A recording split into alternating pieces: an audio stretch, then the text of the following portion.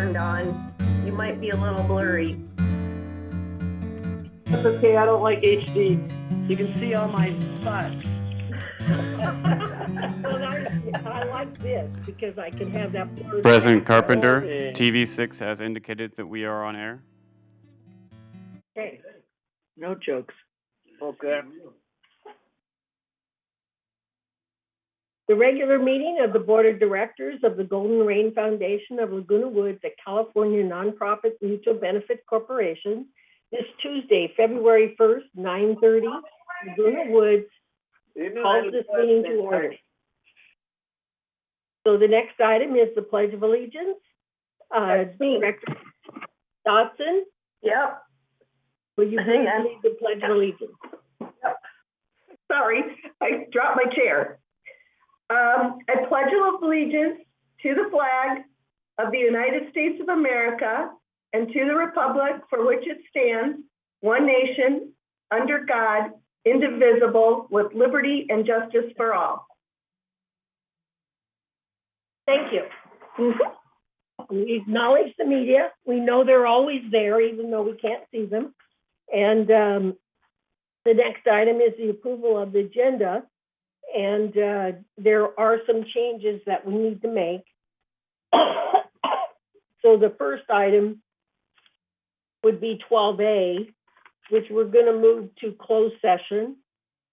The reason we're moving it to closed session is because it's a contract approval, and contract approvals are always in closed session. So the next item, so that will make A. Now the entertain a motion to approve the resource planning system is going to become A, and then B will be discussed, and we won't discuss and consider. We're going to entertain a motion to approve the GRF Finance Committee charter, and then C will be to entertain a motion to approve workers' comp collateral, and then the last change is under a future agenda will be donation policy. So are there any other changes that anyone can see that needs to be made? No. So if there are no other changes, are there any objections to the modified agenda? If there are no objections to the modified agenda, the agenda is approved. Approval of the minutes. So the approval of the minutes for November 18, 2021 GRF Board Agenda Prep meeting. Are there any additions or corrections? If there are no additions or corrections, are there any objections? So if there are no objections, the minutes for November 18, 2021 are approved by unanimous consent. The minutes of December 16, 2021 GRF Board Agenda Prep meeting, are there any additions or corrections? So if there are no additions or corrections, are there any objections? And if there are no objections, then the minutes for December 16, 2021 GRF Board Agenda Prep meeting is approved by unanimous consent. So the next is the minutes for January 4th, 2022 GRF Board Member Regular Open Session. Are there any additions or corrections? So if there are no additions or corrections, are there any objections? If there are no objections, the minutes for January 4th, 2022 are approved by unanimous consent. So the next item is report of the chair, and I'm actually going to give my time to the presentation, and we will move on to the CEO report and the CEO report. So Jeff, you have the floor. Where are you? I'm here. Oh, there you are. Okay. Good morning, everybody. All right. Just a real quick couple of things. One, on COVID, wanted to, if you haven't been looking at the numbers, we've seen a nice drop in the numbers of cases in Orange County. We were at 24,000 2 weeks ago, then we went to 18,000, now down to 9,000, under 10,000 this last weekend. So a good progression in the lowering of cases, and also hospitalizations and ICUs are trending down as we indicated last week, which is good. Did want to mention, however, that in Laguna Woods, which is again the city of Laguna Woods, we saw an increase in our numbers go up from 960 to 983. So that's 23 additional cases in the village. And we also went up to 65 fatalities. So that's an additional fatality from last week, and from 2 weeks ago, it's up 4 fatalities within the city of Laguna Woods. So kind of those two factors, unfortunately, deaths and come kind of at the back end, obviously, and we see this reduction. But I think kind of the positive news, hopefully by February 15th, we'll see a continuation of this reduction, and maybe the state can go back into more of a normal world and not have the state requirement on the masking. But we'll find that out probably around the 15th or shortly before that. And speaking of on that topic, kind of transitioning over on January 21st, as you know, Egon hosted along with Chris Lagenauer our workshop on transportation. And that was a discussion workshop with regards to the potential of working with AgeWell to take over our busing operations in the community. That workshop went really, really well. Had some good feedback from our residents, including people from the towers. So we appreciate their engagement in that, and that went well. The next step for us is really to get direction from the GRF as to the next meeting that we would like to hold. We had suggested that we wait until we can have a in-person meeting. So we'll have to obviously wait until after February 15th. But once I'm going to make the assumption, if after the 15th we get clear to have a no mask requirement, then we can set up a meeting in which we use one of the clubhouses to invite people again to talk about this presentation, this idea in a live environment before we take it back to the board for any kind of final decision.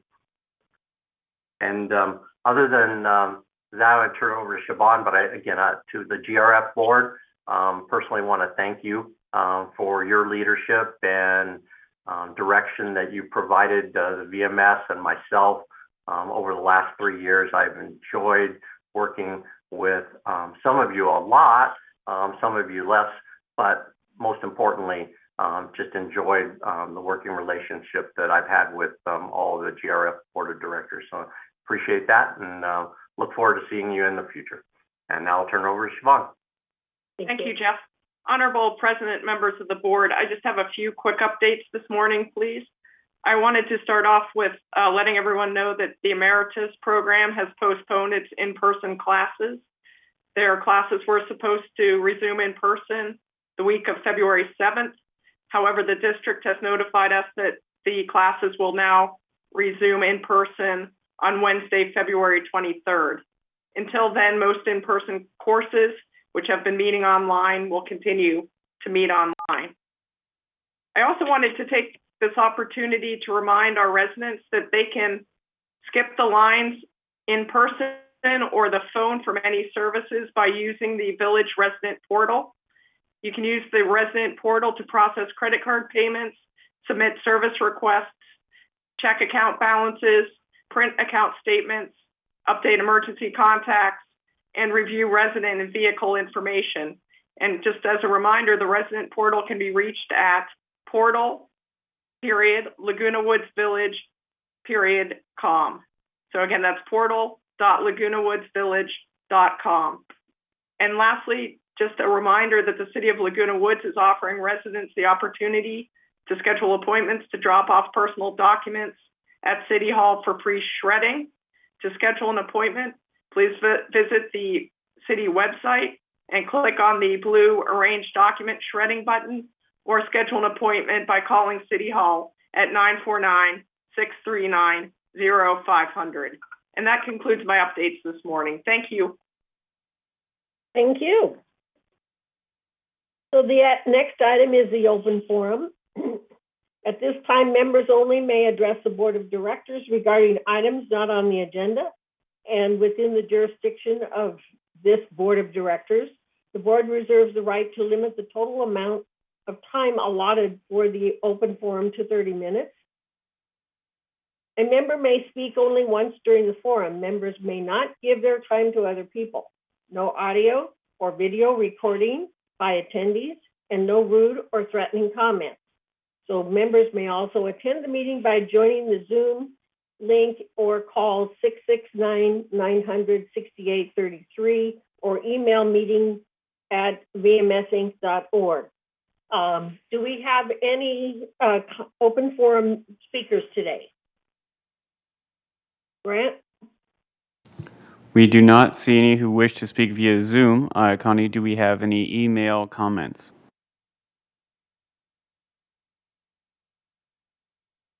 Yes, I do have one email comment. Christine Collins, 3306Q. This is an update on the work of the foundation of Laguna Woods Village to assist village residents experiencing temporary financial emergency. The pandemic has reinforced the importance of staying connected. Social isolation can have serious negative effects affecting both psychological as well as physical health. Infection is not the only risk associated with COVID-19. Given the recent surge of COVID infection, social isolation continues to be a problem, one of which the foundations of Laguna Woods Village is working with our social services to address. Actions include increasing counseling resources to deal with depressions, as well as bringing information about our new program to the village. One such program seeks to increase internet access for seniors who don't have it. Through the internet, residents can attend saddleback classes, chat with friends or family via Zoom, enjoy entertainment provided by such streaming services as Netflix, and even attend religious services. The Orange County Office on Aging now offers a program for seniors who cannot afford to purchase a computer or tablet or arrange for internet access. The program provides a free iPad with a data plan for 1 year, as well as training to set up the devices. This program does require an internet hookup with an internet provider, such as West Coast Internet, during the first year, although the information for continuing a low-cost basis after the initial year is available. Devices are limited and participation is on a first-come, first-served basis. To be eligible, an applicant must be 60 plus and live in Orange County, have an annual gross income of less than $75,000, and must have one additional risk factor, such as living alone, a health issue, limited mobility, or a functional disability. To apply, please contact Orange County Office on Aging at 714-480 or 714-510-2020. If you need assistance to apply, please contact the Village Social Services Office at 949-597-4627. We are welcome your input. If you have suggestions on how to keep residents connected in the face of the pandemic health risk, please contact the foundations at 949-268-2244 at comline.com. For more information about how the foundation achieves its motto, Neighborhood Helping Neighborhoods, please go to our website at foundationsoflagunawoodsvillage.org. Thank you. This concludes the email comment. Thank you. So we'll move on to the responses to the open forum speakers, and we have none, I'm sure. So the next item is the consent calendar. All matters listed under the consent calendar are recommended by action by committees and will be enacted by the board by one motion. In the event an item is removed from the consent calendar,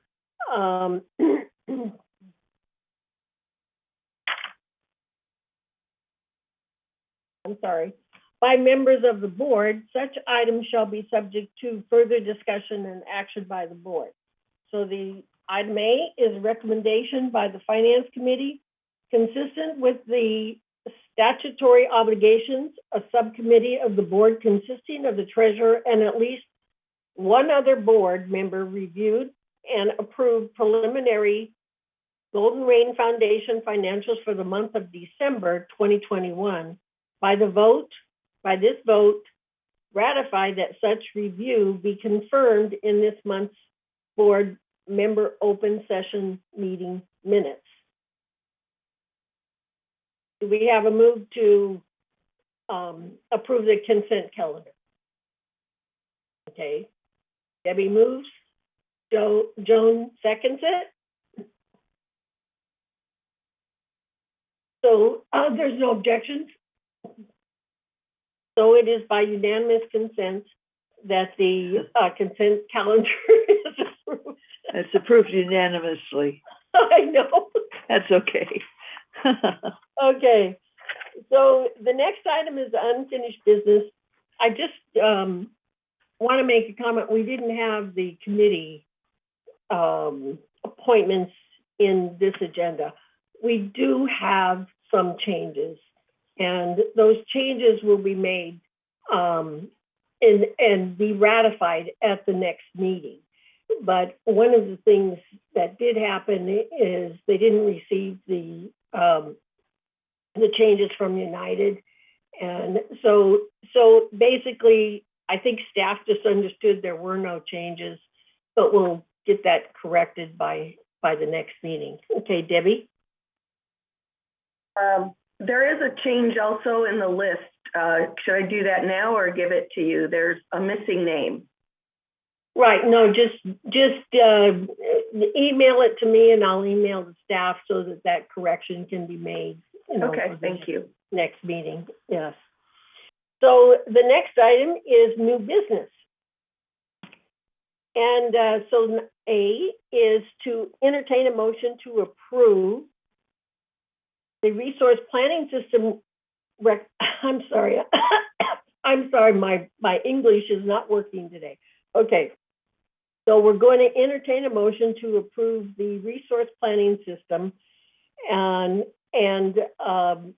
first, what I want to do is to have a presentation, and Debbie will give the presentation, and then afterwards, Joan will read the resolution, and then we can vote on it and go into discussion for there's any questions. So Debbie, why don't you go ahead? Okay, Michelle or Grant, can you bring up the presentation, please? One moment.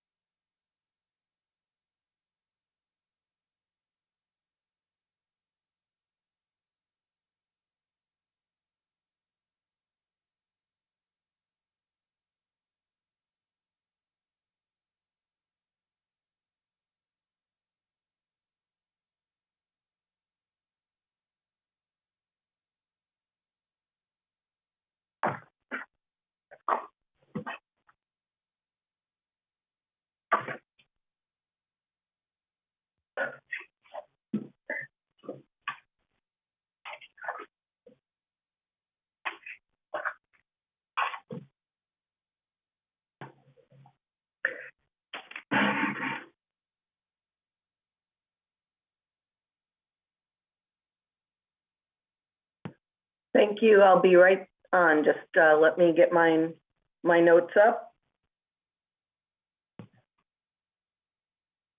All right. Well, everyone, thank you very much for sitting through this presentation today. I think you're going to enjoy it. This is our formal presentation on our technology modernization plan for Laguna Woods Village. I'm Debbie Dotson, one member of a team collectively known as the ITAC. We've been meeting weekly for the past several months, working countless hours, and we are extremely excited to be here today to discuss our technology future. So, do you remember the first TV you watched? Chances are it's much different than how you watch TV now. Times change and things become obsolete, and that is why we were here today. Today, we plan to talk about the past, the present, and our proposal for the future.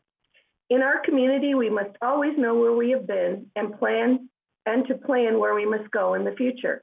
Our goal today is to discuss how this project came about, why this committee was formed, who was involved, discuss the extensive process that was undertaken, the concept, and our conclusions based on this thorough research. We thank you for your attention today, and we will be happy to answer your questions at the end. Next slide, please. The project stakeholders are the residents who will benefit for years to come by these improvements, the board members who will be able to access report information quickly, and the staff of VMS, from the executive team to the department managers who will have real-time dashboards at the click of a button, to the staff and the end users who will see great improvements in the ability to do their jobs more effectively, allowing for enhanced productivity and greater job retention. Next slide.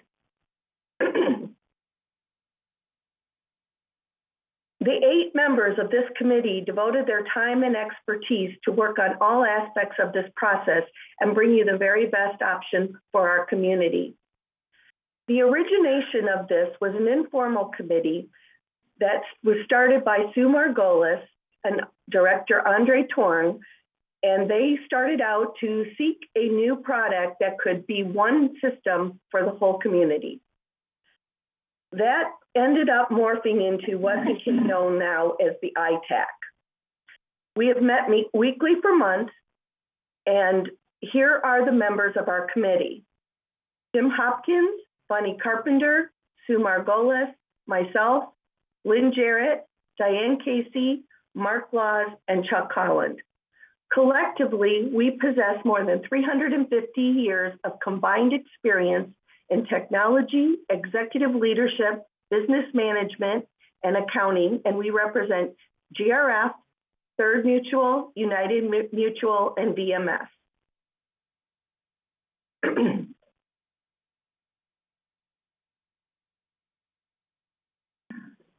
Sorry.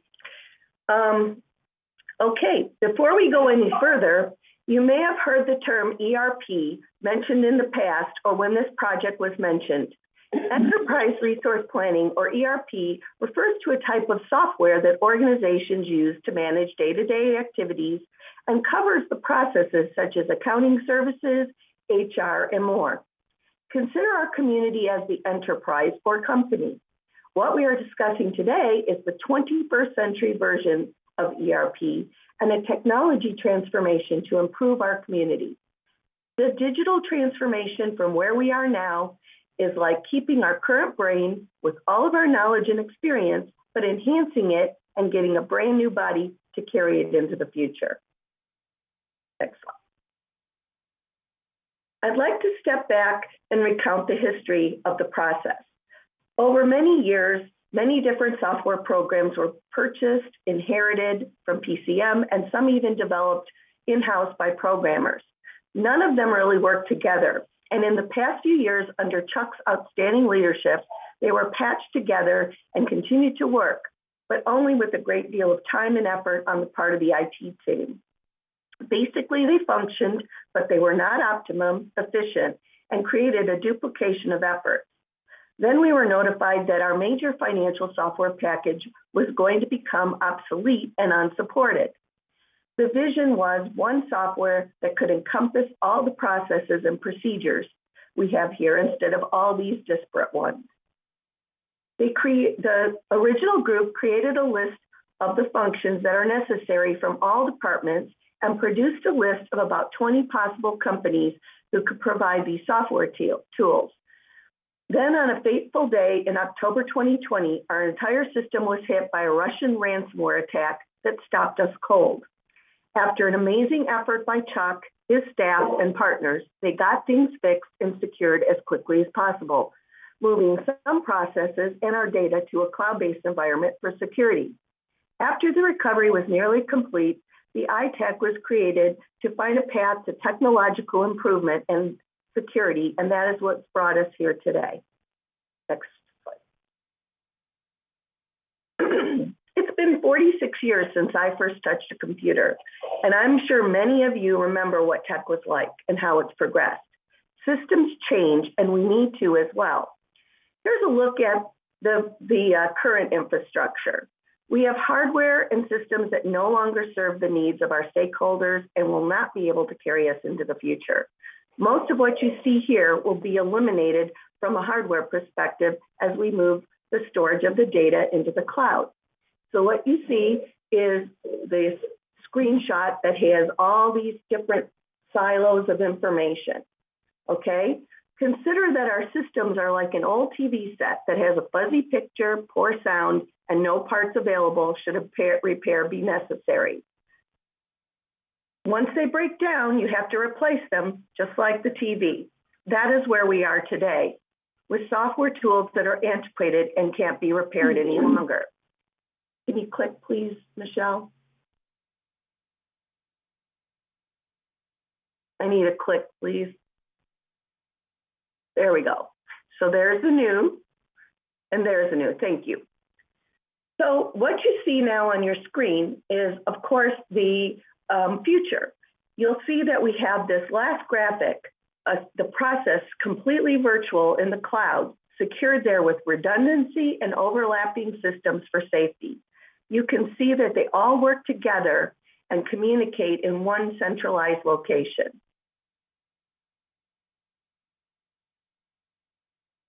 Next slide, please. Our goals as a committee was to find technology tools to improve data security, improve service levels, optimize processes, eliminate waste, increase collaboration, increase employee satisfaction, which leads to improved performance. We have been behind the curve in many ways for some time, but we can move into the future with technological advancements to bring our community up to the 21st century industry standards, consolidate obsolete software systems and paper-based processes into a streamlined method, provide a single system based in the cloud, offering more security, efficiency, resident satisfaction, and potentially save money over time, and a long-term ability to meet our needs for many years to come. Next slide. As mentioned earlier, the origination of the process was the software research group, which identified the functional requirements, researched the available options, and identified the stakeholders. The ITAC was created and a plan to reach the end goal was set in motion. ITAC looked at the requirements, analyzed the needs, assessed the operations. The original list of nearly 20 options was initially pared down to just 12, and then pared down to the top 3 candidates. And an extensive evaluation process was undertaken for each. Next slide, please. This flow chart, although busy, indicates the depth of our work, which included interviews, extensive demonstrations with not only the ITAC, but a broad selection of stakeholders and end users with VMS, and a total of over 50 participants. The list of functions was cross-referenced and each solution was graded.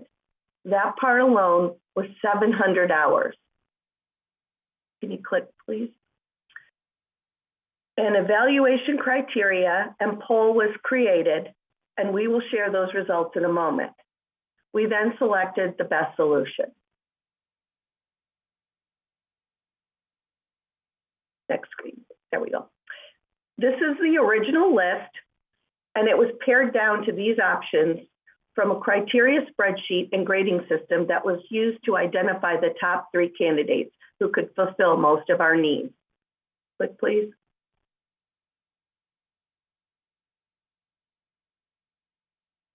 This was Equestrian, Microsoft Dynamics 365, and Oracle NetSuite.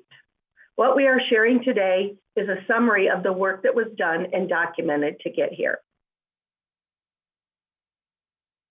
Next slide, please. So the first poll and the pie charts that you see here are the results of the evaluation surveys that were done.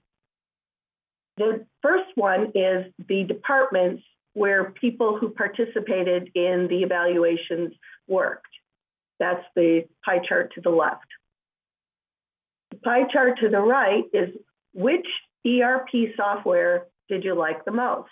And you can see overwhelmingly that Microsoft was chosen. Click, please.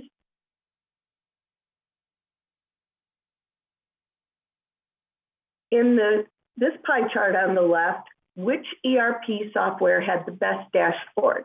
Again, Microsoft overwhelmingly won. In the right pie chart, which ERP software best suited your needs? Microsoft, again, overwhelmingly won. Next slide, please. The evaluations concluded that the ERP company that we would trust the most was Microsoft at 92%, which is quite telling. Next slide, please. The winner was obvious. Microsoft Dynamics 365 is not just simply Office 365. In fact, that is just one small part. The capabilities and the ability to migrate existing information to the new system, end user familiarity, and the confidence level and the professionalism and experience of the Microsoft partner were just the icing on what we learned and saw during this process.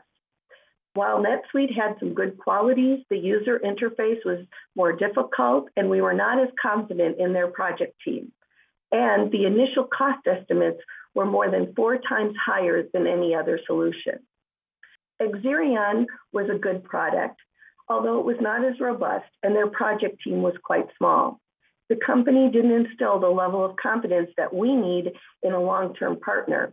And while their cost may have been initially lower, the add-ons and the needs for outside participation of other consultants would have placed them in line with our choice and not met our overall needs.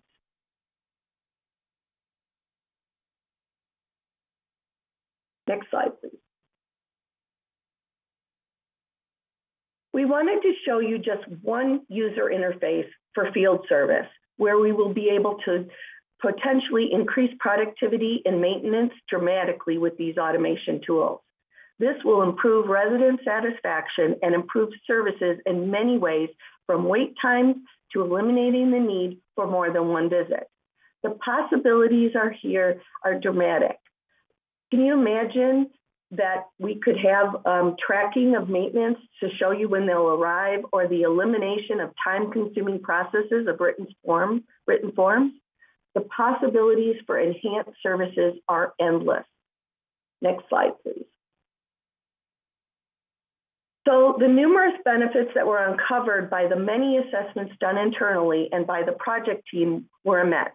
Better customer service and resident satisfaction, improved financial processes and the reporting of data, an enhanced budget process system, elimination of paper processes, streamlining resale processes for faster completion, enhanced maintenance procedures, scheduling, field operations, service delivery improvement, staff retention, upgraded security with built-in redundancy in the event of an incursion, and so many more.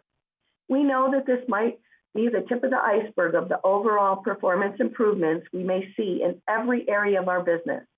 At the end of the day, we are a customer service organization, and improving that is our mission. I would like to turn it over to Jim Hopkins now to discuss the financial consideration. Thank you, Debbie. You're welcome.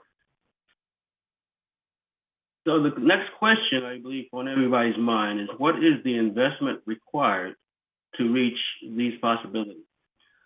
And in the middle there, where it says Cloud ERP, our 5-year investment potentially in this project is $4 million. Now that compares to about $2.4 million we would have planned to invest in the old technology, but with the financial system only. Keep in mind that this Cloud ERP now gives us the opportunity to eliminate many other old old technology systems. And so even with our projected reserve capital requirements, the difference between our 5-year projected expended on the old technology versus the new technology is $1.6 million. And over a 10-year period, using the same criteria, we actually would invest a lot less money, roughly $500,000 to $1 million over a 10-year period. Now, those are projections, but we do know that the $4 million projection for potential investment is about right, and we will do everything in our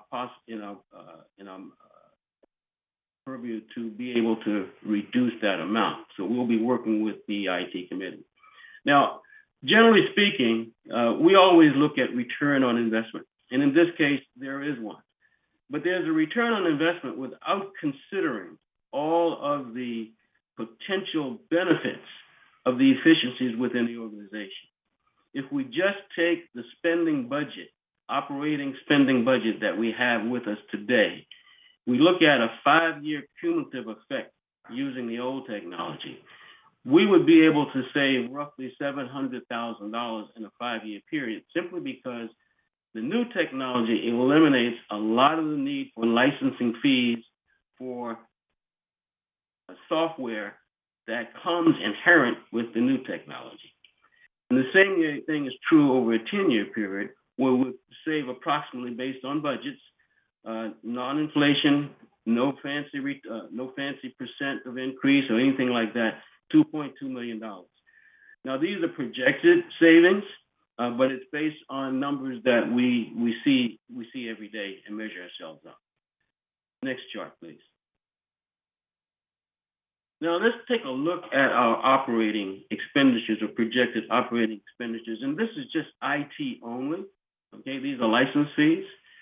If you look, the top line represents the current spending, which is roughly $421,000 for license fees, just license fees annually. When we start to implement the new system, you'll see the yellow line, okay? And the yellow line, when we initially implement this system, it'll cost us just a little bit more on an annualized basis, primarily because there'll be some duplication as we switch over. Once that duplication ends, then we'll enjoy increasingly lower operating expense for licensing fees, to the point where in 5 years we'll be spending roughly about $271,000 less annually than we are doing today. So that completes the financial analysis, and our investment, just to reiterate, the projected investment for this project is $4 million. And I'll turn this over to staff for the staff report. I'm Matt. I want to do. Oh, I'm sorry. No problem. Sorry, Debbie. No problem. All right. So we must simply move forward here. And now that you've heard our story and hopefully are as excited as we are about this technology transformation, you may be asking when this can be completed. So here is the projected implementation schedule. Can you click? There's going to be 4 clicks. So we already completed 2021. In 2022, you'll see what we have planned. And of course, finance is going first for many reasons.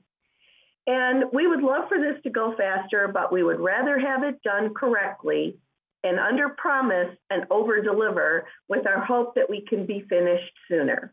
And now the staff report. Thank you.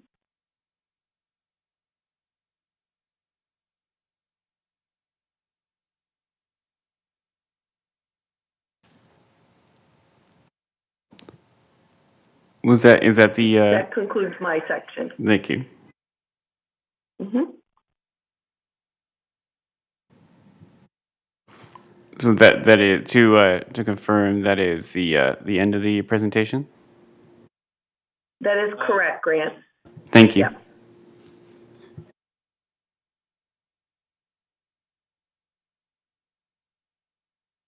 There we go. Thank you, Debbie and Jim. And I know how much work has been, that you've participated in to put this together. And I just just want to let everybody know that this is a prelude to the corporate members meeting, which is now scheduled for the 11th, and at which time they will approve the concept. Joan, would you please read the resolution for the financial software replacement? Yes. Resolution 90-22-XX, Financial Software Replacement, ERP. Whereas at the January 21st, 2022 Information Technology Advisory ITAC meeting, staff recommended to authorize the Information Services Department replace the existing financial software package, Microsoft AX 2012, with Microsoft Dynamics 365.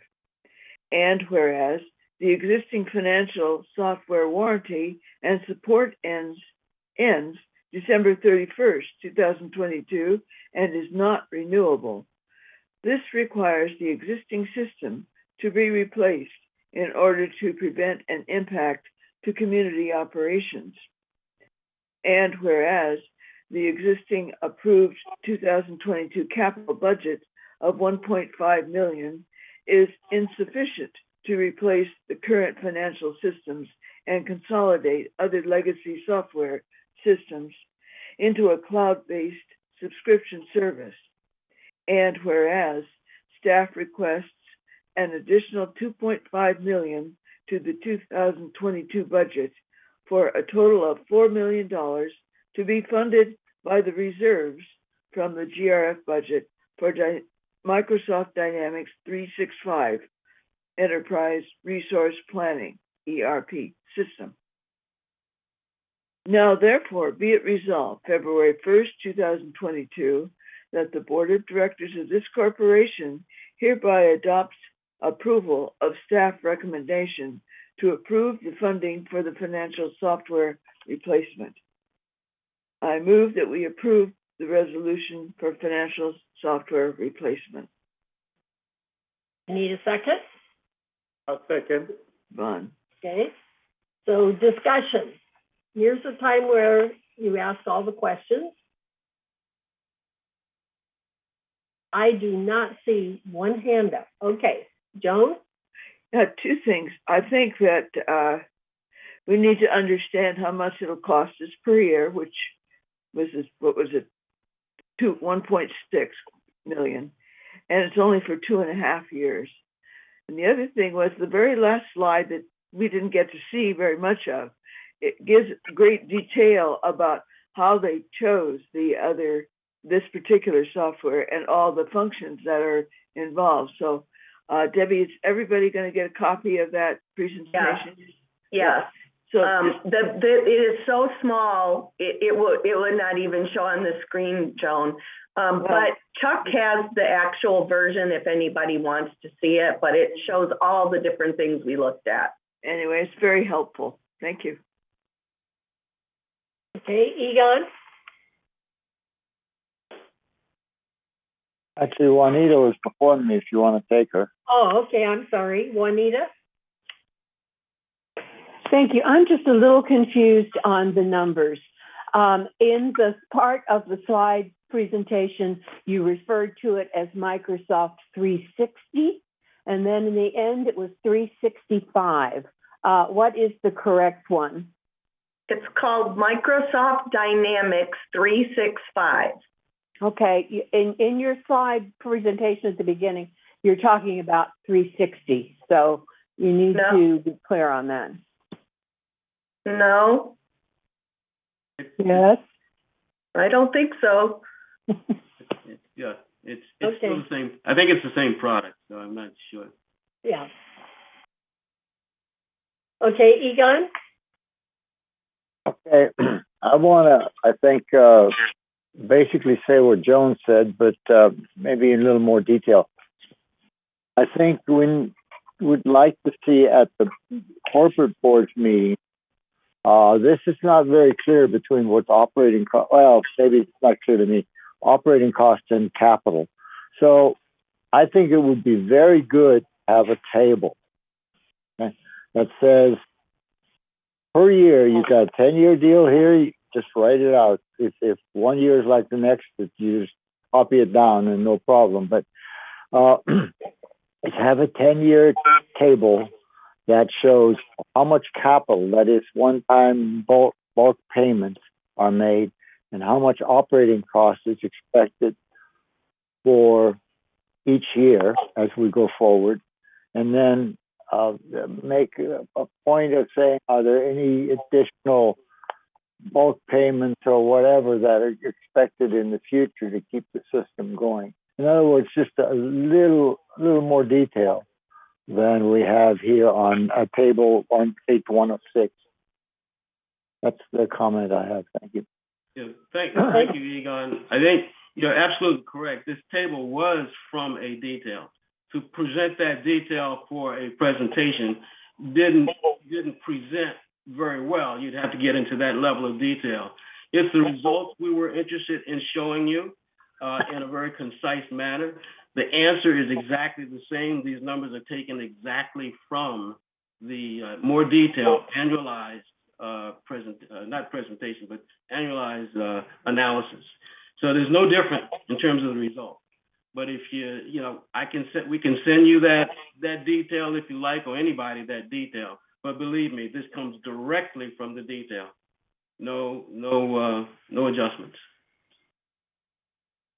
So with Egon's suggestion, I'm just wondering for the corporate members meeting if we should basically have that detail available in case anyone asks. Yeah, we will. do have that, Bunny. We have it. Yeah. Believe me, we spent hours putting all of this together, and we tried to present it in a way that didn't reflect that reflected all the effort that went into it, but certainly didn't want to take you through all the details that we went through. But anybody is welcome to all the detail. We don't have anything that's not available. Okay, next is Yvonne.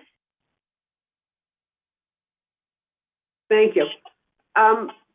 My question, and I'm sure it's going to come up at the corporate members meeting, is resident service is out several years. And that seems to be where we have a lot of people are questioning, why we can't move faster on that. Well, Yvonne, I did say that our goal is to move faster, but we would rather give you a time frame and do better. Yeah, and Debbie, I get it, but it seems like that resident services or those kinds of things, that's the first thing that people see or have to work with when they've got a problem. And anyway, that's just my thoughts are that maybe it should be moved a little bit, not a little closer to 2023, let's say, instead of 2024. Jim. Yeah. Okay. No, I believe me. The good thing about having a very active committee like ITAC is these questions come up, and they come up with the same concern that you have, that we all have. It's just that a sequence, when you start putting in software of this nature, there's a certain sequence that you really have to take into consideration. And since the basis or the end result of every enterprise is finance, you almost have to start with how do you want to end up before you start. And so it's a sequential thing in terms of how you install software for the most part. If we were installing again in just bits and pieces like we have been, then you could say, hey, let's just take resident services and carve that out and do something with it. But this is a totally integrated system. You have to start, it's kind of like your circulatory system. You've got to start with this connects everything that we have. So you've got to start with the basic connectivity, which is finance, Yeah. But I get you. Okay. I So, get you because too, Yvonne. I'm I get assuming you. that we're going to get a little bit of flack from the corporate members You about know this. what? We Be got prepared. flack, Yvonne, we got flack within the committee, so. Oh, okay. Right. I'll leave you then. Thank No, you so I much. just want to say one thing about what Yvonne said. I think that if people understood, and it's hard, I mean, it's challenging, even for us on the committee, an implementation process for something of this magnitude it's a lot. There's a lot to it. So yes, we'd all like it to be done tomorrow, and we're going to work as diligently as we can to speed up the process, but to do it right, we have to do it. We want it to be right. So it might take longer than we all wish, but it will be done correctly and serve us for many, many, many years, and we won't be in the same place we are today again. Thank you. All right, Reza. Thank you, Madam President. Yeah, I agree that it's going to be very, very challenging. This is a big undertaking. On the financial side, Jim, you mentioned all about the licensing and the software. Can we have the human impact or human resources impact of this software in installation and implementation as far as personnel goes, and how that impact the VMS, and what is the cost, up or down, of that one? Thank you. Okay, Reza, are you referring to the results of it or the impact of the installation itself?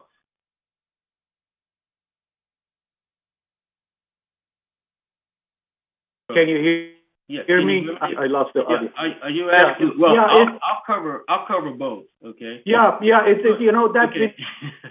Yeah, during the installation, keep in mind. Okay, just keep in mind that VMS is actually shorthanded already, and so during the installation, they will need some support, if you will, in terms of continuing to do in the old ways what they do while they convert to the new and learn the new. So they'll need some continuing support. Within our estimates is a provision for that support. Okay, and we're going to leave it up to the specifics of it. We're leaving up to the installation. But yes, we do have the installation team, but we do have a provision in our estimates for the support required for VMS.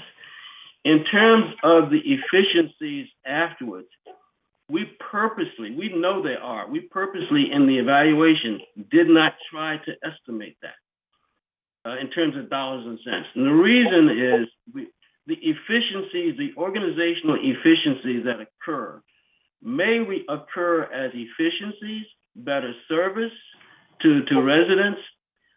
It's going to result in all of those things and perhaps some savings.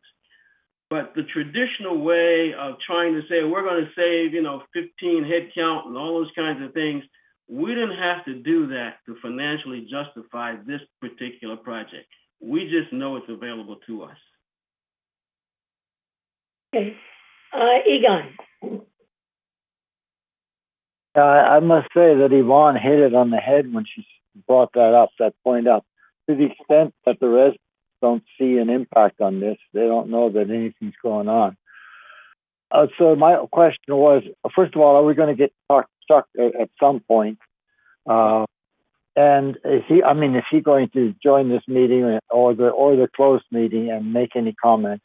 And then secondly, and this is, I don't need an answer now, but just, is there flexibility in the way that this system is put into, in the order in which it's put in to play? And thirdly, is there any possibility that the various modules can be put in parallel? In other words, all departments working at the same time towards the same end. I mean, while this may be a large system or concept for us in terms of IT and Microsoft. This is a pimple. So, I mean, they put in giant systems for people and probably much less time. Just something to consider to see if we can get some of this stuff up a little sooner. And I guess Chuck is the one to answer that. Thank you. They're all good questions. I think we want to do this right rather than in a hurry. It is going to last us for 10, 15 years. That's the projection. So I totally agree. We're as anxious to get this thing done as anybody else. But we're going to rely on the professionals, push the professionals to tell us how best to implement this, because they've done it. They do it every day, all day. We're doing it once in every 10 years. Okay, Egon, your hand is still up. Okay, thanks. Oh, one other thing, Jim, on that table, and it's only because you mentioned it. If you're going to bring us to the table, if there are legacy costs that carry forward for a year or two, it would be good to have those on the table also. Thank you. It's all part of the analysis. Okay. Okay. Are there any more questions? I don't see any more questions. Are there any? Oh, I have a comment. Okay. Yvonne? Good job. Excellent. Everybody that was part of it. Me, I was more of an observer, but I can tell you, staff and the people that are on the committee, really contributed to putting this together.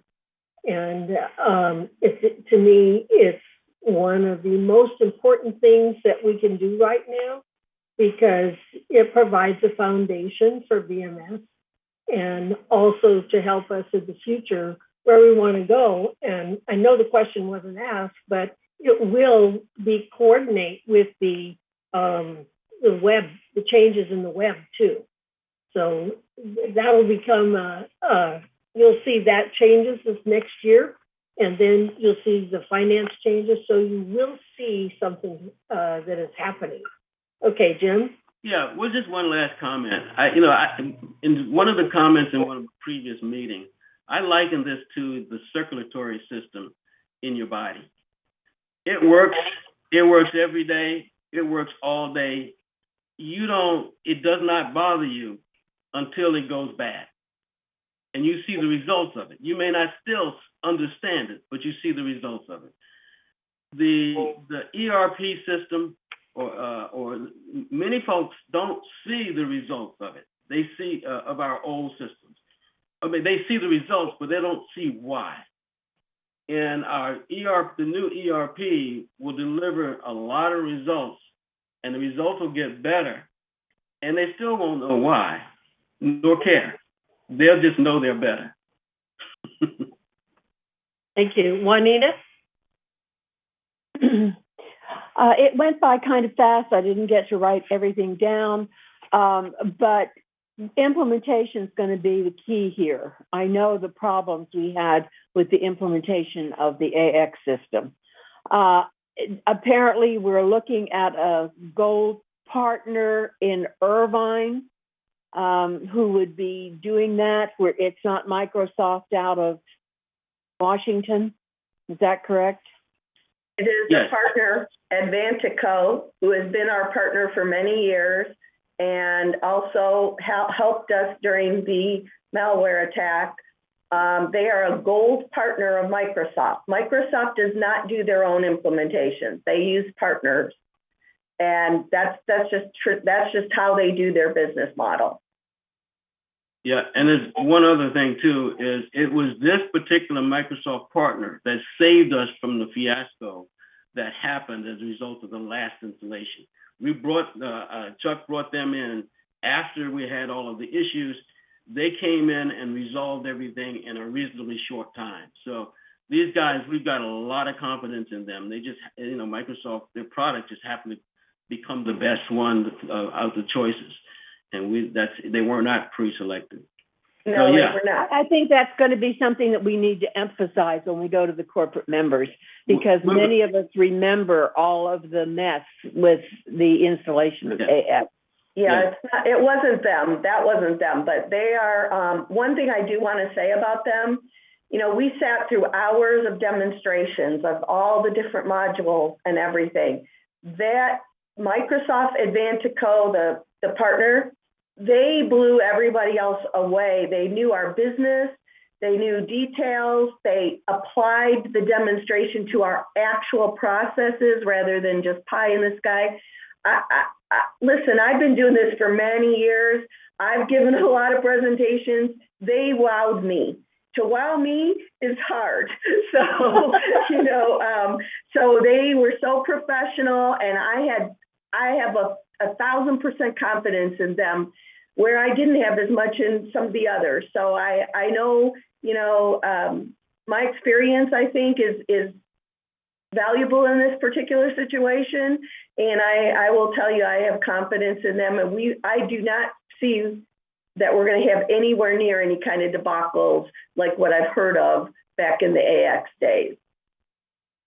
Okay, well, my only comment is please emphasize that when we do the presentation to the corporate members. Good. That's a great comment, Juanita. We're happy to, you know, include whatever. We just wanted to make sure we covered what we've done this a few times, and every time we get feedback, we put it in. But I will tell you, Juanita, I went back through, I can't find any reference to 360, so I'll try to see where it was. Well, I think the important thing to note is the fact that the changes in that particular technology, because at the time that the AX system was put in, they were still selling customized modules, okay? And so that was one of the reasons why it became very complicated. Not only that, when they were installing that, they were trying to customize to our current business processes, whereas this system is going to help us with our business processes. And I think that one of the things that was explained to me is the prior systems were to track, you know, and basically just to track reports, you know, whereas this system is going to help you with the process. Am I explaining it right, Jim? Yeah. I mean, this is the way we say it. I guess in other terms would be, this system encourages the best practices within the industry. Right. Okay. Are there any more questions?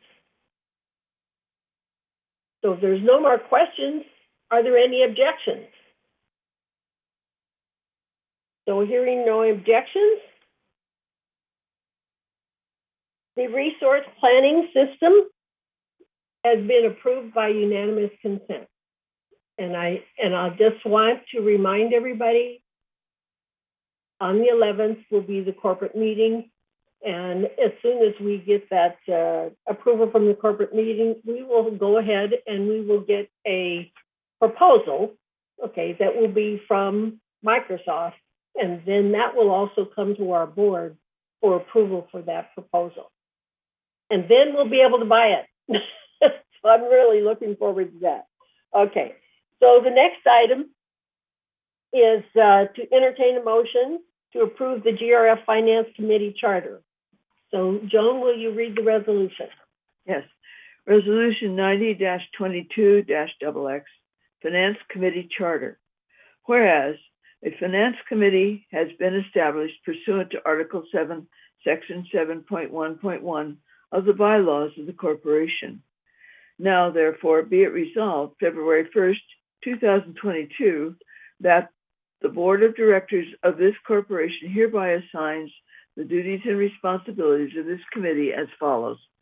1, perform the duties imposed upon all standing committees as set forth in the resolution entitled General Duties of Standing Committees.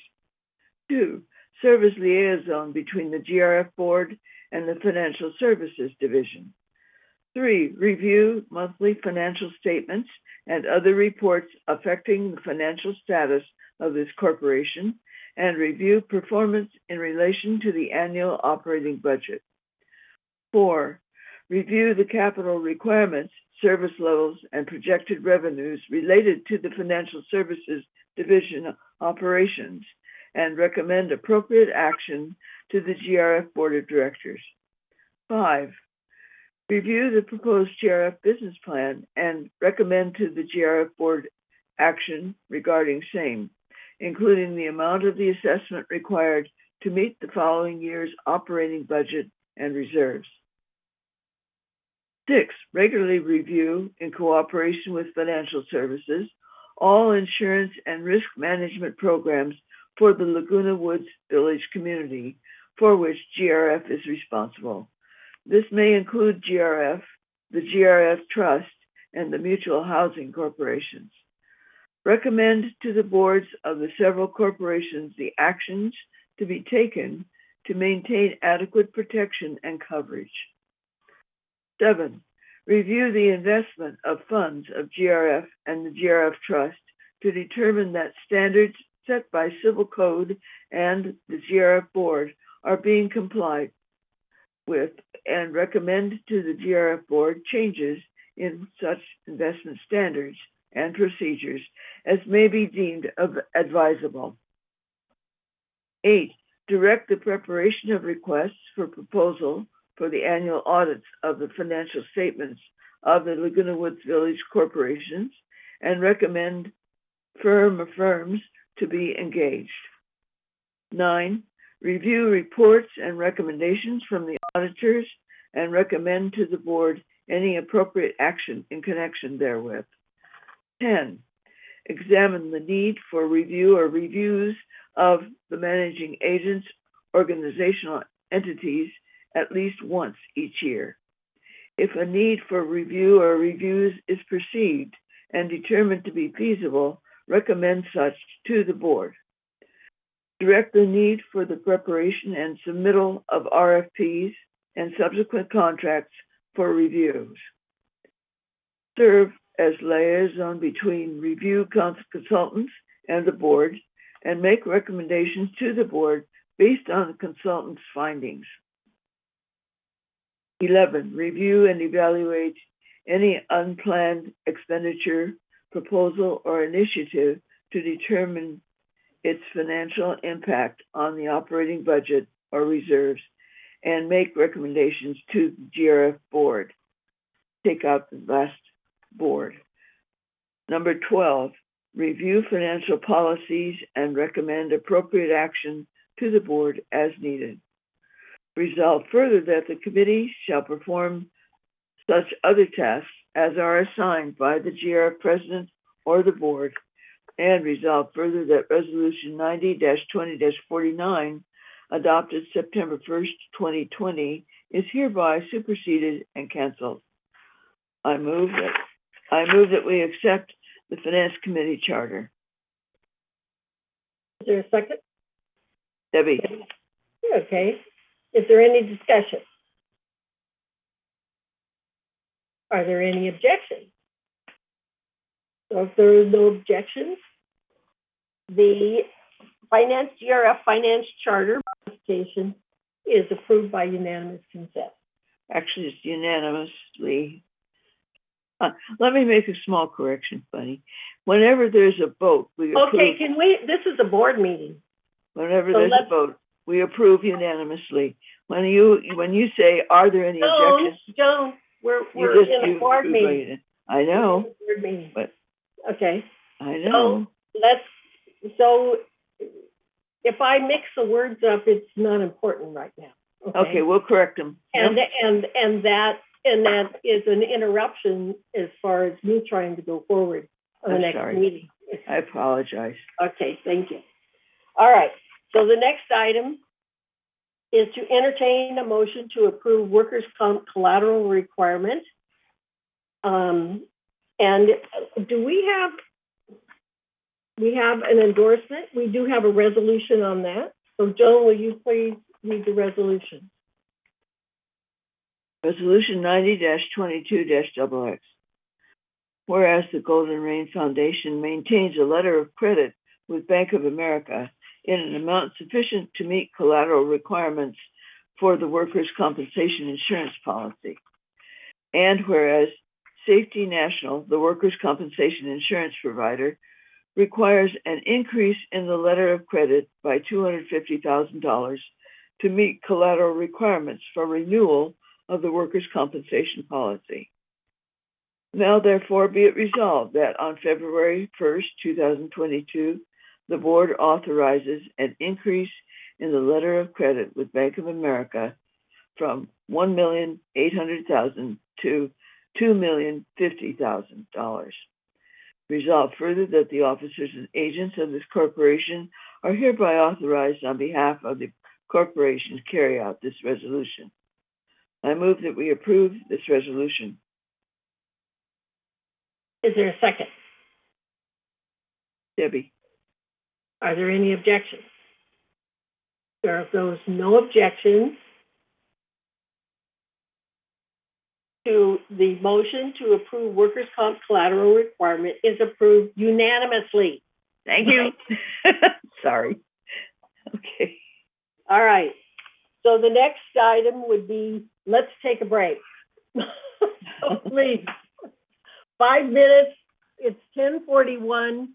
So let's come back at 10:50 and we'll go on with the report. Okay. Thank you.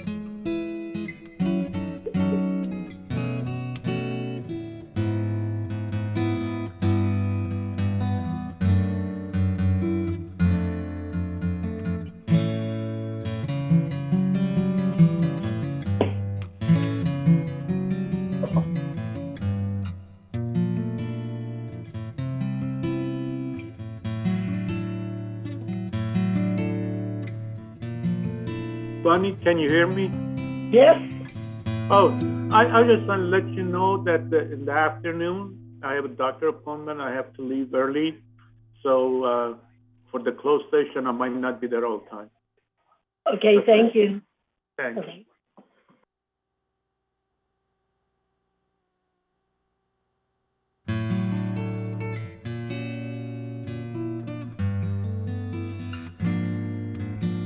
Is everybody back?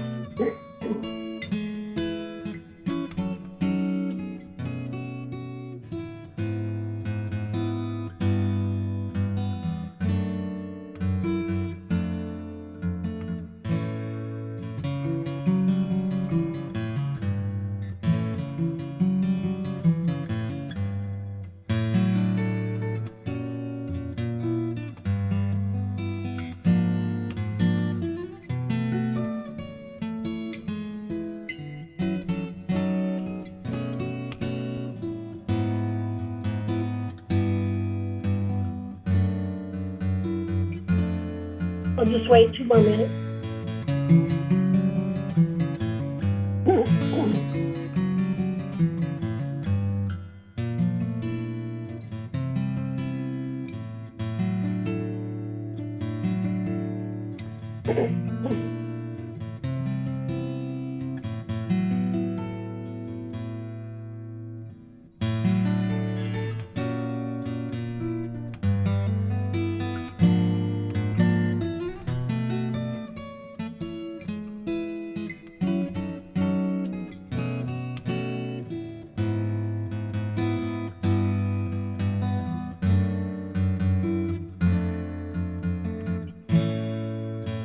I'm watching the clock.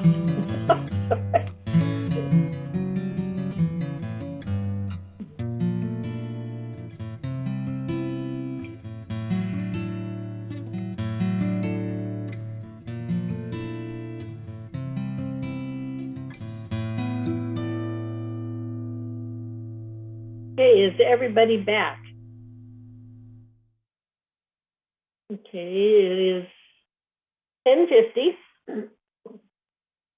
And we'll continue on. Item 14 is committee reports. So Director Hoskins, please take over.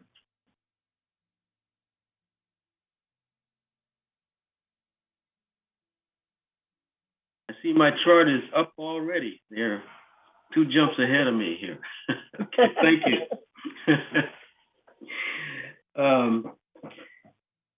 Through the reporting period of December 31st, which is the entire year, the total revenue for GRF was $44.5 million. Now that compares to expenses of $41.7, and the result is a net revenue of $2.7 million. Slide 2, please.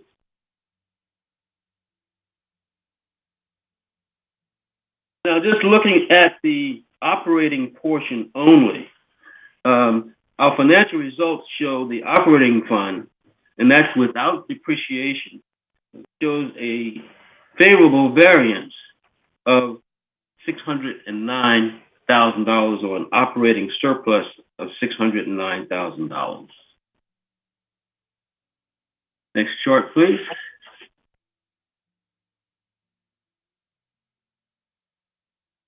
Now, this chart shows the same actuals from the income statement, but it's compared to budget. GRF ended the period better than budget by $2.1 million.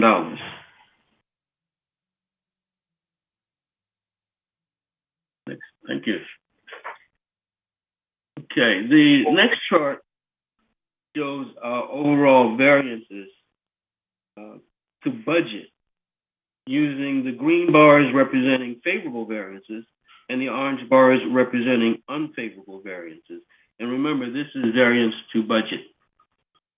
The employee compensation and related expenses show a positive variance of $2.5 million, and that was primarily due to open positions in security and information services. In addition, certain janitorial and recreational positions remain unfilled while the clubhouses were closed. Also, there were fewer hours than budgeted in transportation due to the consolidation of the commercial route earlier in the year. Our trust facilities fees show a variance, positive variance of $1,316,000, and that's due to more manors being sold. The year-to-date revenue generated from the $5,000 per manor transfer fee is 36% higher than anticipated. The community had 1,051 resales versus a budget of 731. And that compares to 696 in 2020 for the same period. Next chart, please. I'm sorry. If you go back to the next to the other chart, I didn't finish the other one. My mistake. Go back. Yeah, thank you. Okay. The community events expense, okay, show a positive variance of $349,000, and that's due to the facility closures during the pandemic. The budget assumed that the facilities would open in March, but they actually opened in June.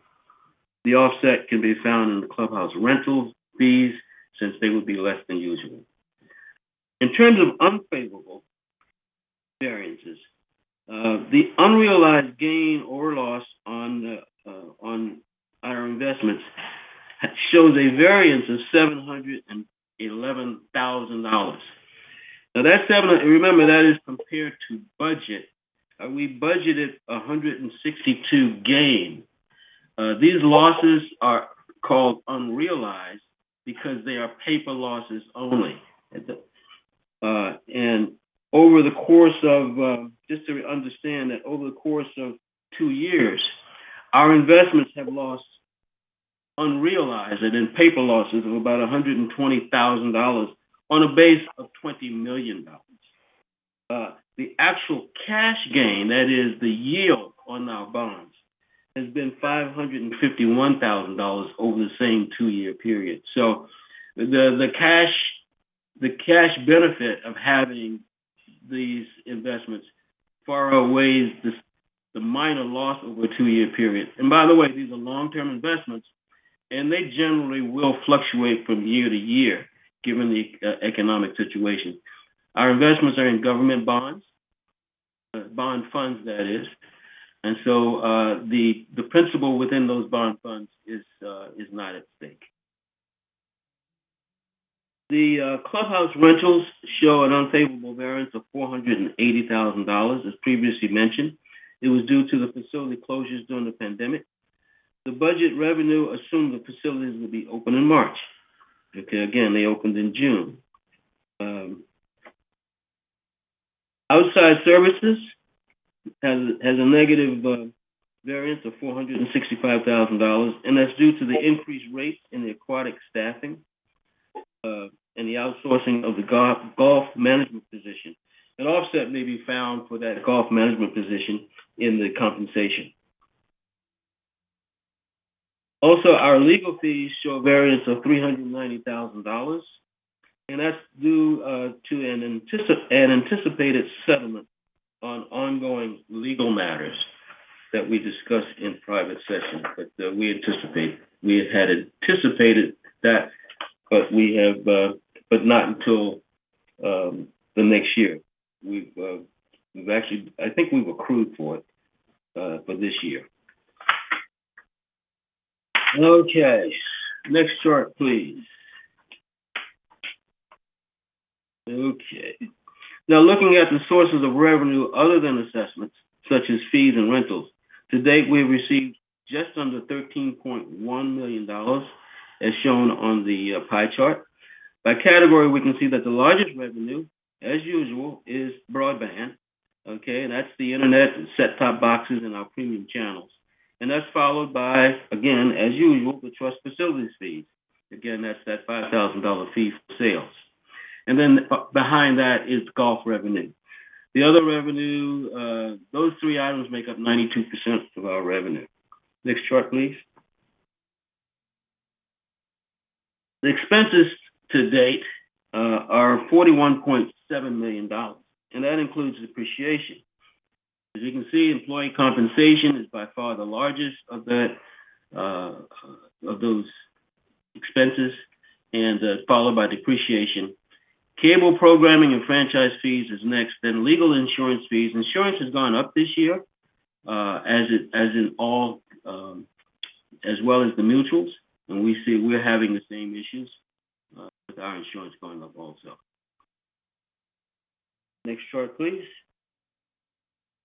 Now this chart shows the resale history, and we mentioned that once before. The community-wide sales have been 1,051 through December 31st. Most of these transactions generate the $5,000 trust facilities fee. So again, that's a good source of revenue for us, for our reserves. Next chart, please. Speaking of reserves, the reserve and contingency fund adjustment balances are shown here. Starting with the first column, the funds have a combined balance of $32.5 million. And included in this are contributions received this year through assessment, trust facilities fees, and investment earnings. Investment earnings, by the way, over the last 2 years, I mentioned before, is over $550,000 to our reserve fund. The second column shows the work in process of $3.4 million. That is to say, of the projects that we have approved, we have only $3.4 million left to spend on those approved projects. That would leave us with an adjusted balance of $29,087,000. Next chart, please.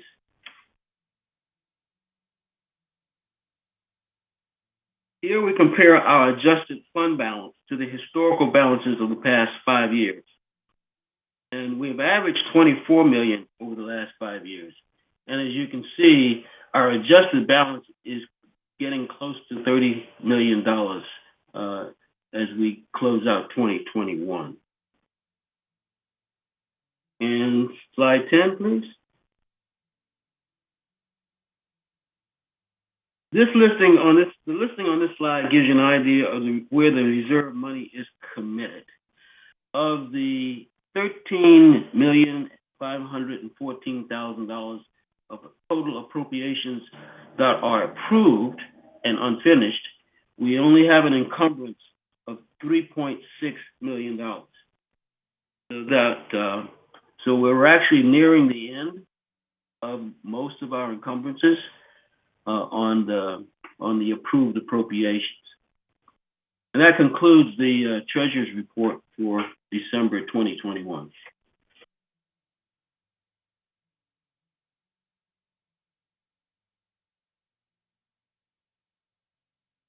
Okay, the Finance Committee report? Well, at the Finance Committee report, we did have a special meeting. It was last week. And at that meeting, we did approve we recommended to move forward the ITAC committee report. Everything else has been business as usual, and actually we meet every 2 months, and so our report from last month really suffices for this month. Okay, thank you. So the next item would be strategic planning. Debbie. Yes, hi. Yes, so the Strategic Planning Committee met for the first time with me as chair on January 10th via Zoom. We discussed the reorganization of the committee. We updated the resolution for the charter to update the goals and objectives to focus on GRF strategies. We discussed that the committee members should be prepared to bring ideas along with preliminary research to the group. We discussed that we should play a role in any community surveys for gathering resident perspectives. We meet every other month and will meet again formally on March 7th at 9:30 a.m., although informal work group sessions are anticipated monthly to get our strategic plan moving forward. And the upcoming meeting is scheduled to be held in a hybrid format at this time. Thank you. Thank you. So the next is CAC, but Yvonne has texted me and asked me, are you ready? I am back. Oh, okay. Oh, I hate computers. Okay. You're next. Hurt my feelings. I beg your pardon. Who said that? I said you're next here. I am. Now I'm trying to find my notes. Well, we had our CAC meeting. We're not having a CAC meeting this month because there's no pressing issues.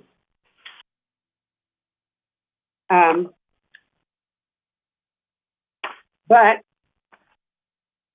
Siobhan beat me to it. I was going to mention that that the classes over at Clubhouse 4, Saddleback has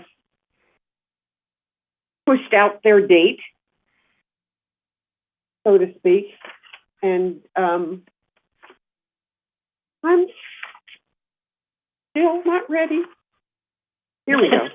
We have patience. Okay, so and so Siobhan beat me to it, and the classes aren't starting until February 23rd. The other thing that we decided at our last meeting was that we've changed courts over at the tennis pavilion, where the reservations are only made on 3 courts, and those 3 courts are an hour and a half each. And it's going to be reevaluated in 6 months. Also, I wanted to mention that we have sent out 70, count them, 70 compliance letters over at the Garden Center. Where people aren't following the rules, and so we're trying to get them in compliance, so to speak. And we've initiated a new wait list, and let's see. And one other thing that I wanted to mention is that we're having a motion was made, and it was brought to our attention at the CAC meeting that sometimes when we have a performance at the Performing Arts, if not enough tickets are sold, if I can get that out right, that we're going to have to cancel those events, because anyway, we have proposed that during the COVID that if we don't, within 2 weeks prior to the performance, if we don't have at least 50% of the tickets sold, well, then we're going to cancel the performance. And also, we talked about the new aerator that we're going to bring before GRF today. And that concludes my remarks. Thank you. Do you have any questions? Thank you. Elsie has a question. Okay, what is it, Elsie? Excuse me. I'm sorry, it's not exactly a question, but I wanted to emphasize as far as the violation letters that are going out from our fantastic staff member that's full-time now at the garden centers. Mm-hmm. We, the CAC committee, as well as staff, actually get complaints from other gardeners about these violations. So it isn't just staff going out or the CAC going out and trying to punish people. It's we're trying to get everybody on the same page. And believe me, other gardeners notice when people are not on the same page. That's all. Sorry. Oh, yeah, and you're absolutely right. Thank you. So, Egon, do you have a question regarding this? Yes, I had a question regarding the 60% of tickets sold. That is for GRF events. Is that correct? Yes, GRF events. So if a private club doesn't reach 60%, they're okay. No, that's up to them. Thank you. Yeah. Okay. So the next is the Equestrian Center. And I have to tell you, this is always an active and a lot going on at the Equestrian Center. So Laura proposed 2022 events. And the two biggest events, one was Yvonne's idea, was a Renaissance fair. And the other one is the Halloween hoedown. So the maintenance for the care programs are ongoing. There's just continual activity going on there. And the latest, and I think one of the most important, was the irrigation. The irrigation needed to be fixed so that the arena was continually watered. And so that has been fixed, basically so they don't have to do it manually, so that helps the labor costs. And the other one that stands out to me is security fences. So they're proposing to put in security fences that would be 6 feet high. I think it's 6 feet, was it, Yvonne?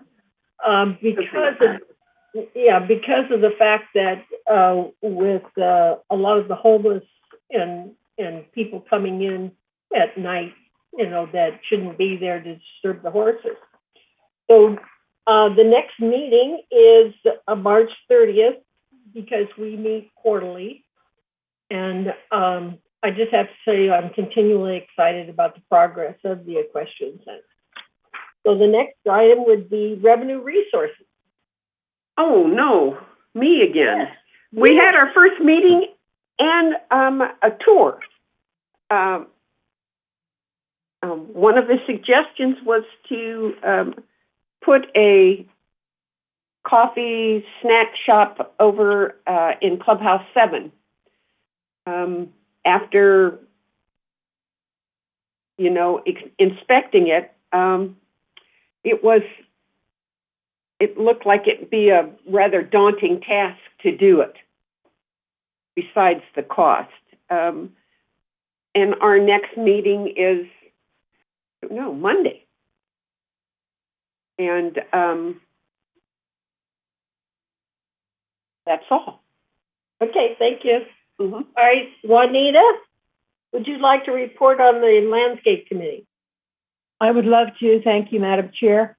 The Landscape Committee only meets quarterly, and as you know, we had our meeting in December, so I reported on it at our January meeting. So now I'd like to talk about our upcoming meeting, which is March 9th at 1:30. And this time our emphasis is going to be on the trees. That's what makes Laguna Woods woods. We have well over 35,000 trees, the history of them, the condition of them, how we upkeep them, all of those kinds of things I think people will find very, very interesting. I did. So Bob Brigette, our arborist, is going to talk to us at that meeting. Again, it's March 9th at 1:30. So, question for me, are you going to be talking about the trees, the life of the trees, and basically some that should be cut down? Because I know that there are places that are very overgrown.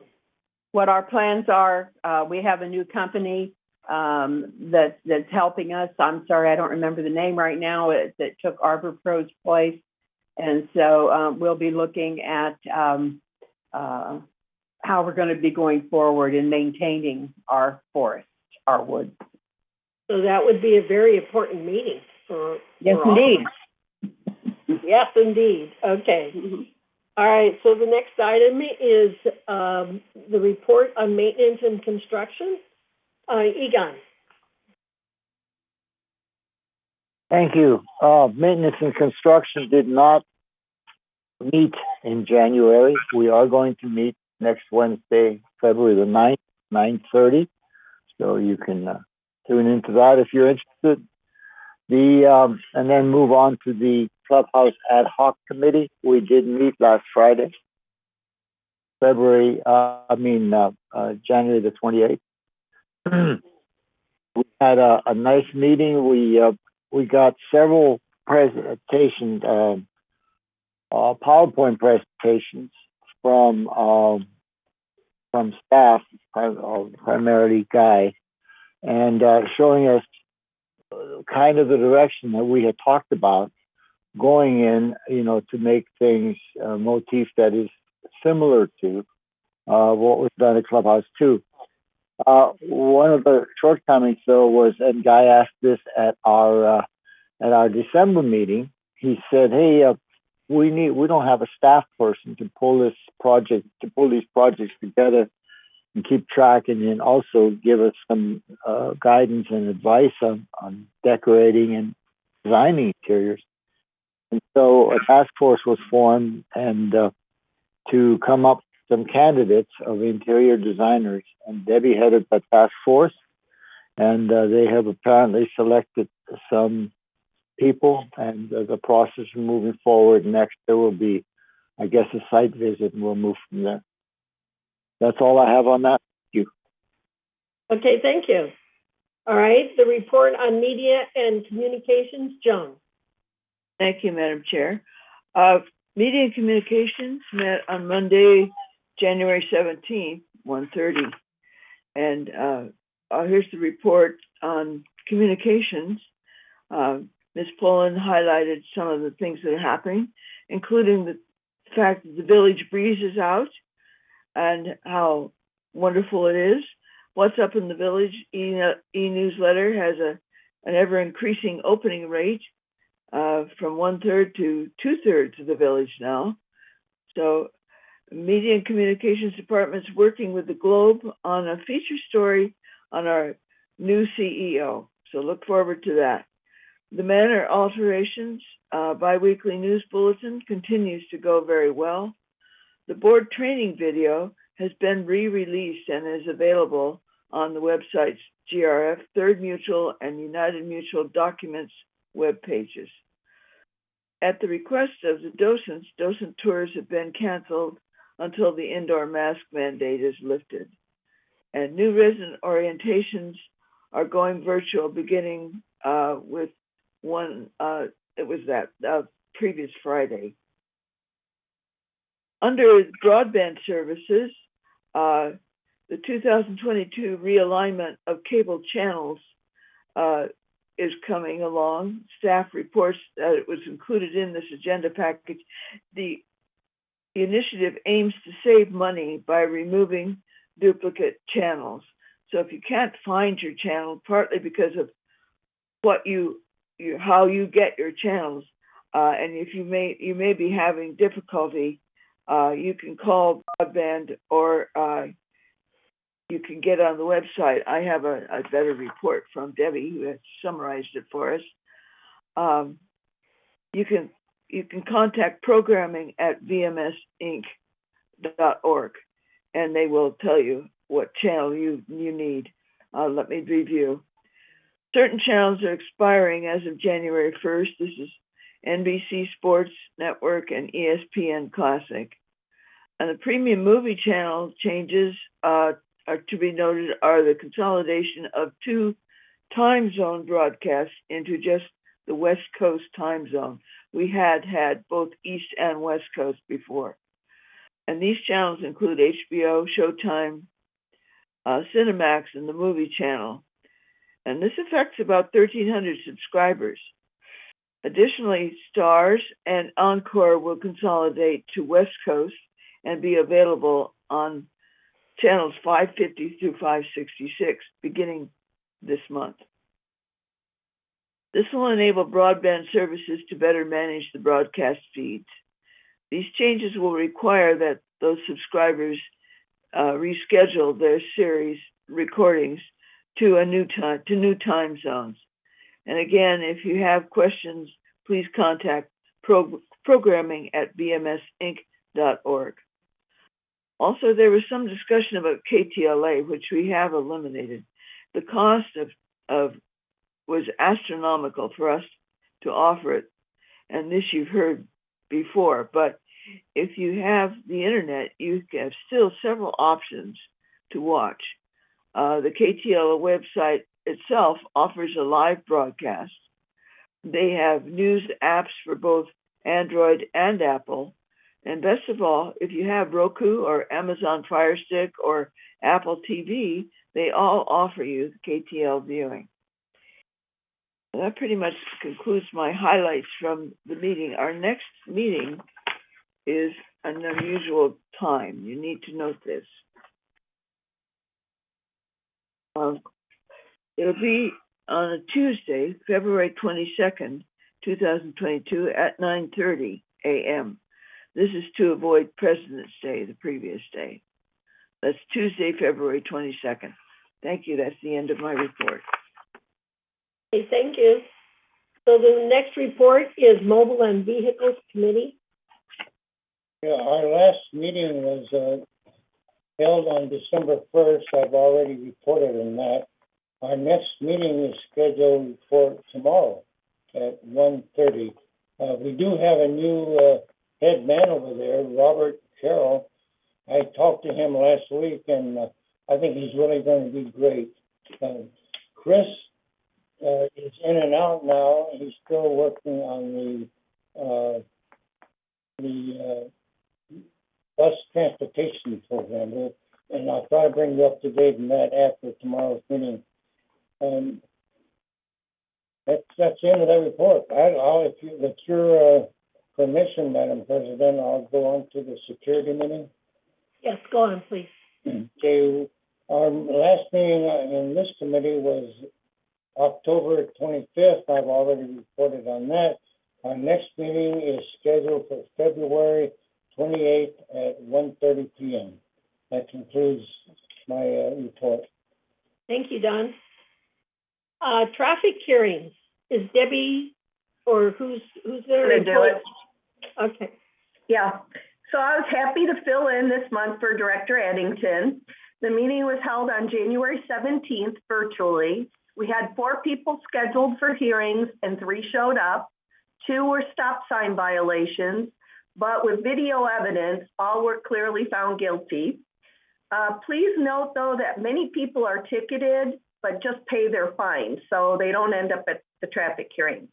One of the things I do want to mention, though, is AARP is offering a smart driver class for new students Tuesday, February 8th and Wednesday, February 9th in Clubhouse 1's dining room 2 from 12:30 to 5:30 p.m. This course is for residents who have never attended a previous AARP smart driver class. Registration is available at ActiveNet. The cost is $20 for AARP members and $25 if you're not a member. And if you have any other questions, please contact Recreation. The next traffic hearing is February 16th at 9 a.m. And depending on if we go back to live meetings, it will be virtual or hybrid. Thank you. Thank you. Report on Disaster Preparedness Task Force, Director Stillman. Thank you. Disaster Preparedness Task Force met on January 25th. We had our regular monthly radio drill. Preceding that comes at 8:30 before our 9:30 meeting. And 10 of the 15 participants were there. So we still have a few that either are on vacation or forgot about us. One of the big things was our Chief Rojas announced that he was moving to a different position. He will be Director of Operations under the new General Manager. And so they are recruiting for a security chief. And we don't have that yet. But he thanked the disaster preparedness team and all that had been happening while he was in charge of that. Our office manager, Tom Soleil, reported that we had very little traffic in the disaster preparedness office, which is in the very back of the community center by the back door. And with it being closed to resident services, there's very little traffic in there, and very few people had come in. So they do have supplies in there, and it is open from 10 to 12 Monday through Friday. So if anybody has questions or wants to purchase disaster preparedness supplies, they are still there. Judith Troutman, who also works in that office a couple days a week, has been using a lot of her time to contact members that were on our old list for Good Neighbor Captains. And we're trying to confirm that they're still interested, that they're still working, or that they're even still in the village. We found a lot that were not in the village anymore, so they're trying to update that. We had a table at the bazaar on the 22nd that was very popular. A lot of people came by, and we gave away all 50 of the File for Life packets that we have. Very, very popular. Also, 26 Good Neighbor Captain packets were given out, and 36 pet sub packets were given out. We are encouraging everybody who has a pet to register them with the disaster preparedness group. So should there be a disaster, we can make sure that they are saved as well as our residents. And if they're separated, we can get them back together again. So having an index of where the pets are and who they belong to is very important. So we're getting that together. That's about it. Our next meeting will be coming up on March 29th. We only meet every other month, but it will be a virtual meeting, and anybody that's interested can join us. Thank you. Hey, Debbie, you have any questions? Yeah, I wanted to know if Director Skillman could tell us who we would contact to register our pets. You can register them through the through the security office.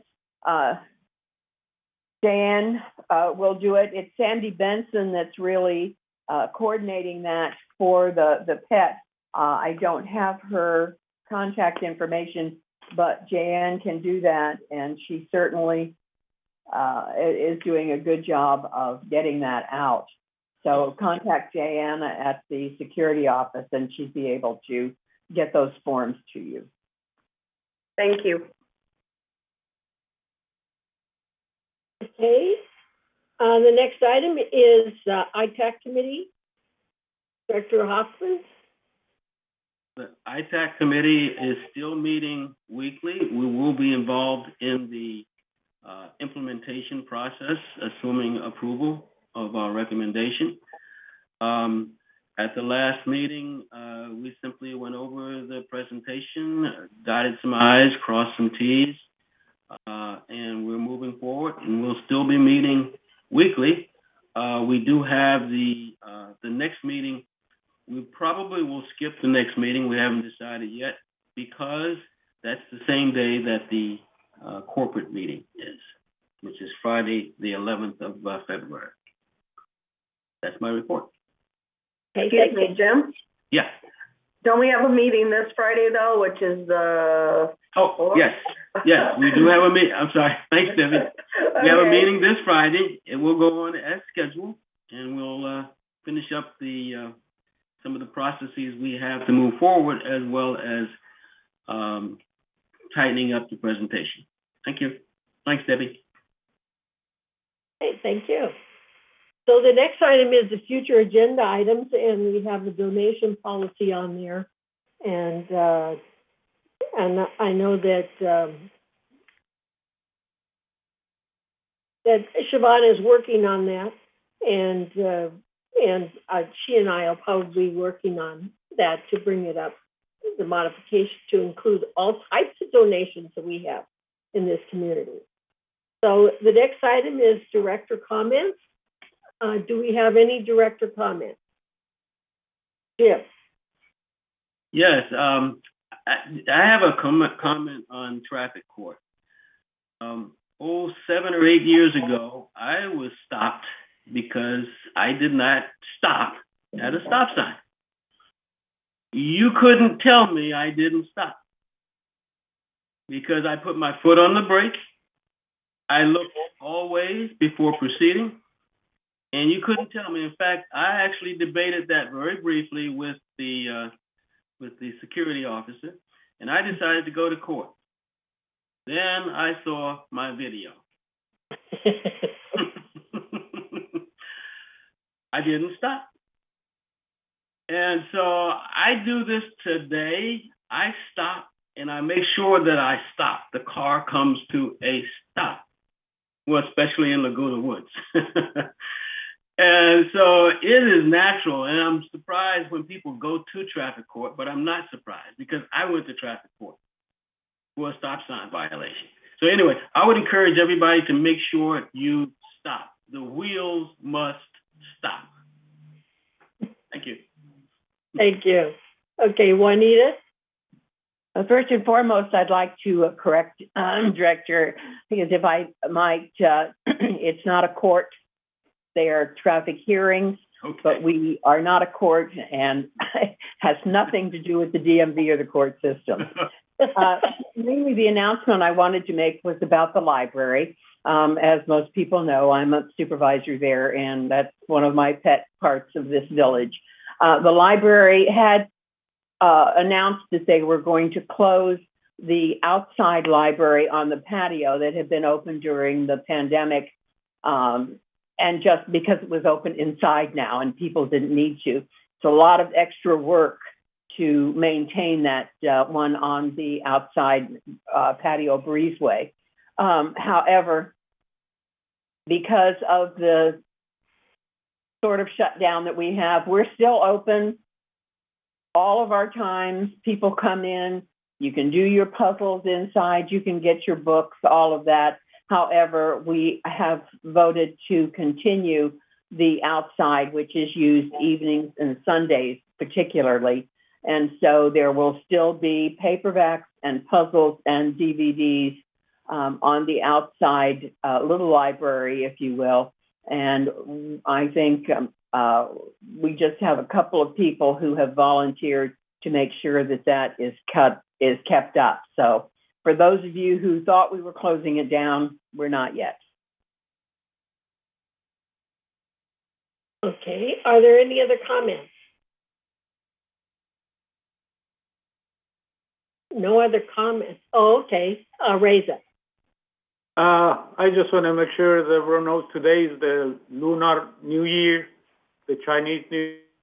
I want to say Happy New Year to all of our friends that celebrate the New Year. Happy New Year. Thank you. And the only thing I want to say, Jeff, this is your last GRF meeting. Is that correct? Yeah, that is correct. So I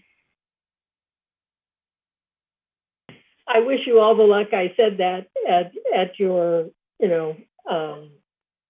farewell party, but I'll say it again. And thank you so much.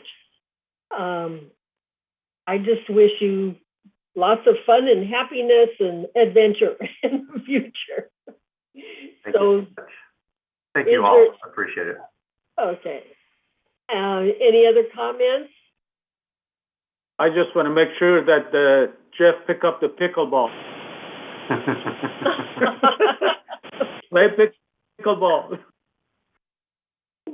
Okay. So if there's no other comments, we will recess, and it's 11:31. So let's come back at 12 o'clock for the closed meeting.